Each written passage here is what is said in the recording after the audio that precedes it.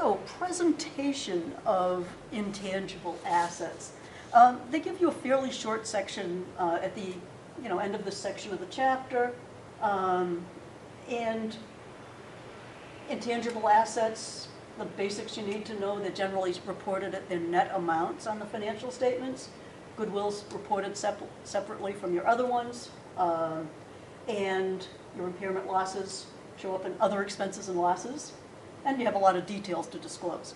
Okay, so what might be helpful here is to look at an actual financial statement, and I have the Verizon annual report here, along with, they have all kinds of great things they tell you about, and a lot of this is interesting to,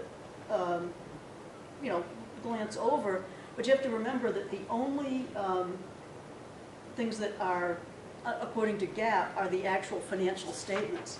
So if you look on page 48 of this report, and can I get there any faster by, I guess I just got to do this.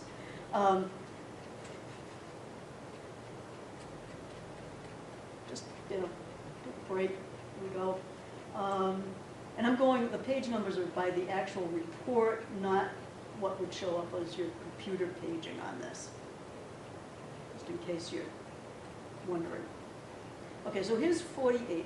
Here's your consolidated statement of income. Stop. Why is it doing that? And here, if you look down, you can sort of see a real income statement. And you have oath goodwill impairment of 4591. So this is, it's in the, this is actually in the operating expenses here. So that may have been, part of their main operations. They don't seem to have other, so they're putting that all in operating. Okay, so a lot of companies might put that in an other section, but they specify it out. Then if you go to page 50, you can see here that they've got goodwill on their balance sheet, and they also have their licenses, which would be an intangible asset listed separately. And so then we move on to page 55. Whoops, too far. And here are the notes to the financial statements. And here's where you can see kind of the disclosures that are required on various things. So I think in the other section they describe the write-off of our media business, which operated under the Oath brand. And so it tells you a little bit about what's going on there. So this is the sort of disclosures that would be required for your intangible assets.